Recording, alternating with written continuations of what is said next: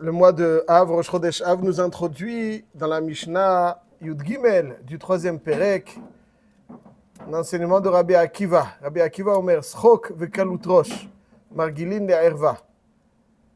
Le Rabbi Akiva ici nous donne des conseils pour faire face à différentes menaces. La première, c'est l'immoralité. Et il nous dit qu'est-ce qui expose l'homme à la avéra de l'immoralité. Srok vekalut rosh. Srok vekalut rosh. Aujourd'hui, c'est quelque chose qui a été un petit peu abîmé. On a l'impression que plus on rit, mieux on vit, mieux on sert à Kadosh Baruch Hu. Aval ici, dans Chazal, on voit que c'est pas comme ça. Srok vekalut rosh, c'est-à-dire que quelqu'un est trop léger, mais pas seulement léger. D'abord, srok, ça veut dire qu'il est trop plaisantin. Il est trop en train de... Margilin l'erva. Alors, le Tiferet Israël explique, quand quelqu'un, donc, il y a les barrières face à la erva, donc à l'immoralité, c'est quel contact il va avoir d'abord avec la femme. Comment il va créer un contact. Quand il crée un contact, cher. Alors, s'il travaille avec elle dans un bureau, ça, c'est une autre chose. Mais nous, les Juifs, on ne travaille pas avec des femmes dans les bureaux. Alors, comment créer un contact? Comment créer un contact avec... Il dit le srok. Quelqu'un, il rencontre une femme, il essaie de la charmer. Il essaie de la charmer à table. Après, donc, il la rencontre, il continue à charmer. Srok. Le srok, c'est ce qui crée le lien avec la herva. Et après, tu te rends compte ce que tu vas faire, là? Tu te rends compte ce que tu vas faire? Si quelqu'un, il a kové de roche, il ne va pas tomber dans la avéra. Si quelqu'un est pas chaud, il voit 1 plus 1. 1 plus 1. Quelles sont les conséquences de cette avéra? Et alors, il doit trembler. Les conséquences, Baolamazé, Baolamaba. Même Baolamazé, quelles sont les conséquences de la avéra? Il tremble. Aval Kaloutroche. Kaloutroche, il est léger. Ah, c'est bon. Il est top. Ça va. Rien de bien spécial va se produire. Ça, c'est Kaloutroche. C'est-à-dire le Kovedroche, c'est quelqu'un qui prend les choses avec sérieux, qui les considère telles qu'elles sont, avec beaucoup de réalisme et de lucidité. Kaloutroche, c'est tout est léger, ça va. Il n'y a rien de grave, il n'y a rien de méchant, il n'y a rien de... Tout est beau, tout est...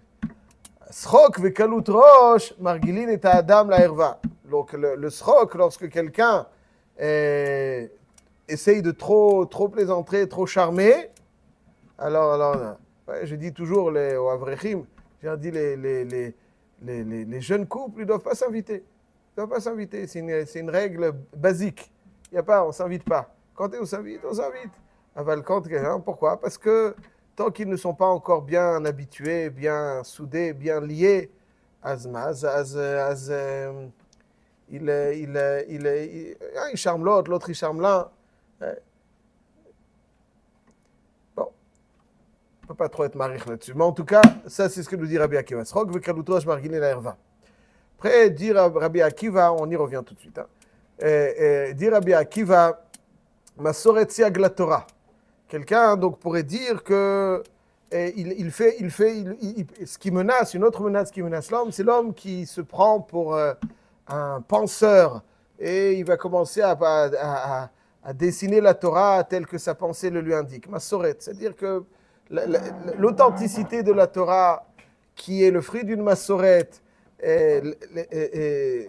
l'authenticité de toute la Torah et la façon dont elle est transmise, c'est ça qui permet à un homme de rester droit dans la Torah. Vous avez des gens qui étudient, se demandent, ils prennent la Torah pour un objet de philosophie, ils commencent à divaguer complètement, la massorette. La Torah, la façon de l'étudier aussi, elle est transmise de génération en génération. Masoret siag la Torah.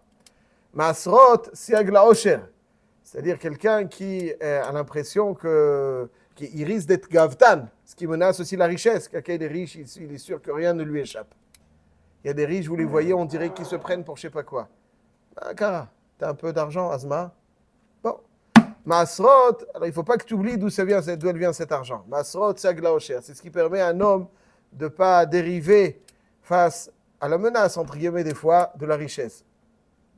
Nedarim, siag la prishut, la ta'ava, donc la herva, L'immoralité, c'est ce qui peut menacer un homme. Ce qui peut menacer un homme, c'est sa pensée autonome.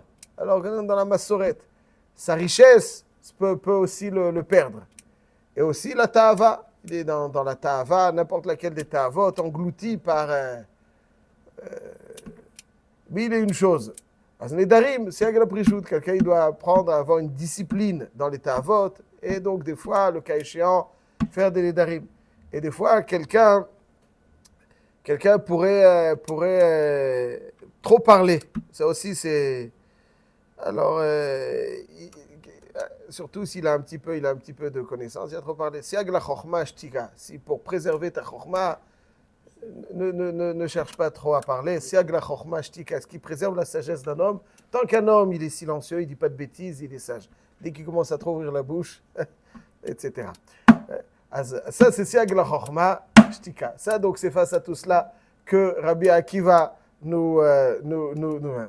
Alors, avec votre permission, juste on va un petit peu approfondir. Srog vekalutrosh margilin la herva. Srog vekalutrosh, donc on est Rosh Chodesh Av. Srog vekalutrosh margilin et adam la herva. Une des halachot les moins connues du Shulchan Aruch. Quelle est la halacha de tout le Shulchan Aruch la moins connue? Une des halachot les moins, tout le Shulchan Aruch. Orach Chaim, la moins connue. Et celle dont il ne faut pas parler partout. Il ne faut pas parler partout de cette halacha. Pourtant, c'est une Gemara. Si je vous demandais c'est quelle halakha, alors on va essayer de la voir, la halakha la moins connue. Et dès qu'on en parle dans certains endroits, il dit arrête, ça va. Omet Gemara dans Masechet Brachot Aflamed Aleph. Amar Rabbi Yochanan Mishum Rabbi Shimon Bar Yochai. Bien souvent, ceux qui ne te laissent pas dire cette halakha, c'est ceux qui vont à Méron chez Rabbi Shimon Bar Yochai. Mais Rabbi Shimon Bar Yochai, lui, nous dit cette halakha. Quelle est la halakha? Asur le Adam Shimale Srok Piv Baolam Hazeh. Un homme n'a pas le droit d'éclater de rire, baolamazé, un éclat de rire. Vous voyez, il y en a qui se mettent devant les sketchs et ils rient à se plier en deux. Alors, les massés aujourd'hui, je précise d'emblée, parce que c'est vrai qu'on a les nerfs un peu fragiles avec tout ce qui s'est passé, tout ce qui se passe, la galoute. Aval Baïkaron, si ce n'est que les nerfs fragiles d'une personne qui a besoin d'équilibre psychologique, Baïkaron, Assur la dame chez Malais Rokpiv baolamazé. Les éclats de rire. Abel Hanan Wasserman, il dit toujours, il est sourié. Pas d'éclat de rire se plier en deux. Sauf une fois quand? Une fois, un Hatsan, il a essayé, je crois, pour il essayé de faire rire. Bon, c'était pas rigolo du tout. Il a vu que ça allait lui faire honte. Donc il a rigolé. Il a rigolé pour pas lui faire honte. Il a fait. Donc c'était pas un vrai rire. C'était pas un vrai rire. Juste pour ne pas le gêner. Il a fait. Top. אבל על כל פנים, ניסינו דירה בשביל בר יוחאי, אסור לאדם שימלא שחוק פיו בעולם הזה, שנאמר, אז ימלא שחוק פינו. ומתי? בזמן שאומרו בגויים, הגדיל אדוני לעשות עם אלה. אמרו עליו על ריש לקיש. Donc là, c'est Rabbi Yochanan au nom de Rabbi Shimon Bar Yochai. Et on dit de Resh Lakish, שמיימיו לא מילא שחוק פיו בעולם הזה, מכי שמע מרבי יוחנן רבה. Depuis qu'il a entendu cet enseignement de Rabbi Yochanan au nom de Rabbi Shimon Bar Yochai, Resh Lakish, qui était plus jamais il a eu un éclat de rire. Rabbeinu Yona, dans Masechet Brachot, il ramène la chita du Ramban. Il y a une marloquette entre le Ramban, sur cette Gemara, entre le Ramban et Rabbeinu Yona. Est-ce que la raison pour laquelle Asur le Adam Sheimalis Rokpiv Baolam Hazeh, c'est à partir du Chorban Habayit, ou même pendant qu'il y avait le Beth Amikdash? Le Ramban il dit, Shetam Adavar bipnei Chorban Bet Hamikdash. Chorban Bet Hamikdash, donc dès qu'il y a le Chorban, Akadosh Baruch Hu Givachol, il est Betsar. Alors nous, on n'a pas le droit d'oublier ce tsar avec des éclats de rire. Et le Rabbeinu Yona, il n'est pas d'accord. Il dit, pourquoi tu dis Baolam Hazeh? Tu aurais dû dire Achei Chorban Habayit. Et Rabbeinu Yona, donc, Sharet Tshuva de Rabbeinu Yona, il dit que pas simplement Achar Chorban, mais même avant. Pourquoi? Parce que ce n'est pas Midin Avelut. Le Ramban il dit que c'est Midin Avelut. Asur l'Adam Sheimalis Rokpiv Baolam Hazeh. Et Rabbeinu Yona il dit que ce n'est pas Midin Avelut. C'est Midin, pas Midin Avelut. Midin que le rire entraîne la légèreté et la légèreté entraîne la décadence. שהשמחה מרגילה את האדם שישכח המצווה. Et quand est-ce que oui, il faut être... Quand est-ce que oui, il faut... D'après Rabbeinu Yonah, il dit... ואז באותו הזמן נשמע כדאי מלאותיו, ויאמרו הגויים את מלא. ויראו בשמחה וירושו. ושמחה כזו שהוא שמחת הבורא מצווה גדולה משום פרסומי ניסה. ודומה לזה, זה היום עשה השם נגיד בזרעו. Donc c'est en période, en moment de simcha, c'est-à-dire d'après Rabbeinu Yonah, en période de simcha, oui, ça veut dire en période de simcha, c'est pour être mégalé, donc simcha, d'être mégalé les niflaot d'Hachem, donc ça veut dire on est heureux parce qu'on a bénéficié de quelque chose, ça fait pirsum et nissa là-dessus. Mais en tout cas, d'après Rabbeinu Yonah, même à l'époque du Beth Amikdash, assur le Adam chez Malis Rokpi Baolam Hazé. Jusqu'au Olam Haba. Olam Haba, ça c'est déjà autre chose. Mais Baolam Hazé, assur le Adam chez Malis Rokpi. Alors a priori, c'est du Moussar, c'est dans Mesilat Yesharim. Mais c'est pas vrai, c'est marqué dans le Shulchan Aruch. Shulchan Aruch, à la fin de Siman Tav Kuf Samer. Une halakha. Assur le Adam chez Malis dans Ilchot à Velut. Assur le Adam chez Malis Piv Srok Baolam Hazé. Point. C'est intéressant parce que d'une part, il le met dans Ilchot Avelut et d'autre part, il ne dit pas que c'est Davka depuis Khorban Habayit. Donc d'après le Ramban, c'est Khorban Habayit. Il dit, il le met dans... Le Taz, il dit un grand chidouche. Le Taz, il dit que le fait qu'il... Quel katam sheb Rabbeinu Yonah, que gam shelo bizman hagalut. C'est-à-dire même chez Baolam Hazé, le Kashour la galoute. Et il dit, alors pourquoi il le met? Si c'est pas Kashour la galoute, Baolam Hazé, si c'est pas Kashour la galoute, alors pourquoi il le met dans le Chot Khorban Habayit? Donc il y a des halachot. Il dit parce qu'il y a un chilouk. Il dit comme ça, que de l'inyan simcha shelo shel mitzvah, une simcha shelo shel mitzvah, asvadaï c'est asur l'adam chez Malis Rokpi Baolam Hazé, même à l'époque du Beth Amikdash. Comme Rabbeinu Yonah. C'est pas que Midina Velut. C'est-à-dire, quand quelqu'un il éclate de rire, un trop gros éclat de rire, à quel point Chazal, ça habitue l'homme à la légèreté, et la légèreté, c'est un mode de vie. Bon, ça, il dit que l'oïb va se recouper par la mazé. Ça, c'est donc, afilou bisman bet amikdash. Aval, pourquoi il amène ça ici? Alors, il ne précise pas que ça part de... Il dit Baolam Hazé, c'est Baolam Hazé. Aval, pourquoi alors tu l'amènes Bechorban Habayit, amène-le dans Ilchot Siman Aleph. Ilchot Siman Resh Lamed Aleph, quel rapport avec... Il te dit parce que ici le chidouche, il est que même simcha shel mitzvah. C'est-à-dire, là je cite, דלעניין שמחה שלו של מצווה ודאי אסור אפילו שלא בזמן הגלות, אבל בשמחה של מצווה היה היתר בזמן שבית המקדש קם, כגון שמחת בית השואבה, שמחת דוד שהיה בחרקר בכל עוז, ובזמן הגלות ערבה כל שמחה. ואפילו בשמחה של מצווה, כגון בחתונה ופורים, מכל מקום לא ימלא פיו שחוק. Il dit le Taz qu'à l'époque du Beth Amikdash, c'était stam quelque chose qui n'est pas chez le mitzvah. Aval chez le mitzvah, Beit HaShoeva, etc. Donc, aval, après Khorban Habayit, même simcha chez le mitzvah, même dans le mariage, même dans Purim, il y a toujours une retenue. Il y a quelque chose. Il éclate comme si, il n'y a plus de limite. Il ne faut pas avoir une tête de Shabbat, il faut préciser. Non, alors voilà, alors M. Cohen, il ne faut pas avoir la tête de Shabbat. C'est ça, donc il faut faire très attention. C'est qu'en fait, il faut être besimcha, bli le malot tzrokpiv. Il faut être besimcha, bli le malot tzrokpiv. Ça veut dire qu'il y a une simcha. Arrête, comment un juif ne peut pas être besimcha? Oui, il ne peut pas être besimcha. Besimcha, on n'a pas besoin de lui demander besimcha. Be'etzem, il est besimcha. Comment un juif peut être un goy, je comprends qu'il est atzouf. Un juif qui n'est pas besimcha, comment il peut ne pas être besimcha? Un juif, il est obligé d'être besimcha. יש לו את כל העושר וכל טוב שבעולם. Il y a un peuple plus privilégié que l'âme Israël, אשר בחר בנו מכל העמים, שלא עשני גוי. ודאי qu'il est besimcha. C'est pas juste besimcha. אבל cette simcha, il faut que ce soit une simcha qui n'est pas illimitée. C'est simcha, il n'y a pas de... Il y a les srokpiv, comme ça il dit le Taz. Et le Mishnah Brura, il est posé comme ce Taz.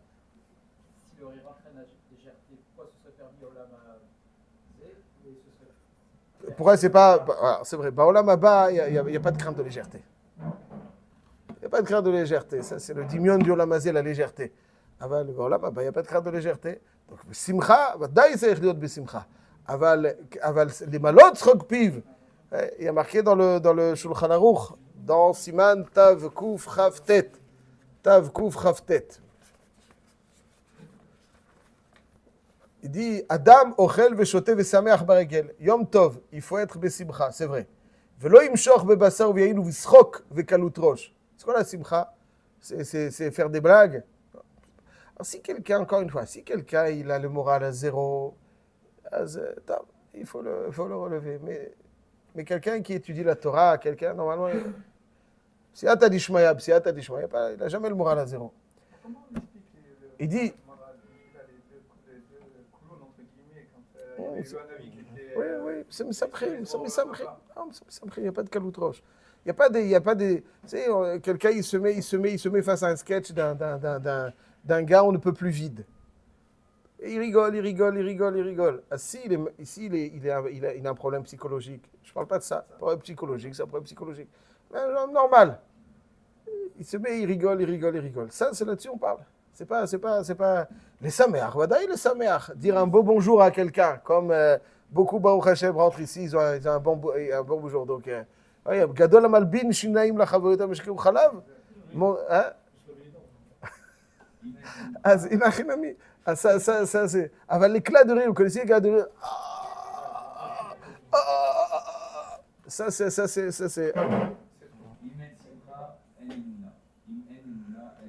חזק וברוך. ça c'est donc la שמחה ודאי, אבל על כל פנים, שאין השחוק וקלות ראש שמחה, אלא הוללות ושכלות. Ça veut dire que le schok et kalut rosh, c'est pas de la simcha. C'est pas de la simcha. La simcha, c'est quelque chose qui imprègne la personne. Il voit un sketch, il fait... לא נצטווינו על ההוללות והסכלות, אלא השמחה שיש בה עבודת היוצר. C'est le לשון du Rambam, le לשון du Shulchan Aruch. Ça, c'est donc... je rajoute encore juste quelque chose avant que le temps qui nous est réservé soit limité. Voilà, donc je dis juste... il y a marqué dans le Piskei Teshuvot, je vous invite à voir le Piskei Teshuvot, Siman Tav Kuf Samer. Il ramène un Tana de Eliyahu. Shekol amarbe bischok, c'est celui qui s'amuse pour rien. S'amuse, bischok, mais vit haron af laolam. Il provoque la colère dans le monde. Va perot mitmaatim al yado, et les fruits, donc, mitmaatim, veraot rabot bot al yado. C'est schok, c'est celui qui cherche à jouer, à s'amuser. L'amusement, tamé, c'est ça qui, etc. Ça, j'ai pas envie de relire. Il dit, donc ça veut dire que ça, mais même ici, il y a marqué un autre idouche. Pourquoi c'est marqué dans Ichot Chorban Abayit? Parce qu'à l'époque du Beth Amikdash, un srok stami, c'est pas juif. La simcha, c'est juif. Le srok stami, c'est pas juif. C'est pas de la Torah. C'est pas de la Torah. C'est la légèreté. Ça, c'est pour les goïms. Aval pour Yehudi, le besimcha, une simcha pnimit. Aval, les malot srokpiv, ça c'est toujours. Aval même besimcha shel mitzvah, il y a toujours une certaine retenue. Il y a beaucoup de simcha, mais pas une simcha qui finalement n'est pas adaptée après le Chorban Beth Amikdash.